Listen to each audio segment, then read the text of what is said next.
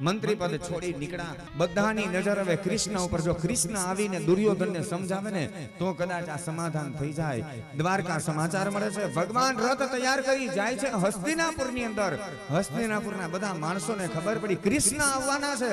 ત્યાં તો હસ્તિનાપુરની બજારમાં માણસો ગોઠવાઈ ગયા ભગવાનનું સ્વાગત કરવા માટે. ભગવાન પરમાત્માનો જ્યાં રથ આવે છે ધીમે ધીમે, અને બધાએ ભગવાનને ફૂલથી વધાવ્યા છે, આરતી કરી છે, ચોખાથી વધાવે છે. રથ ધીમે ધીમે આગળ વધે.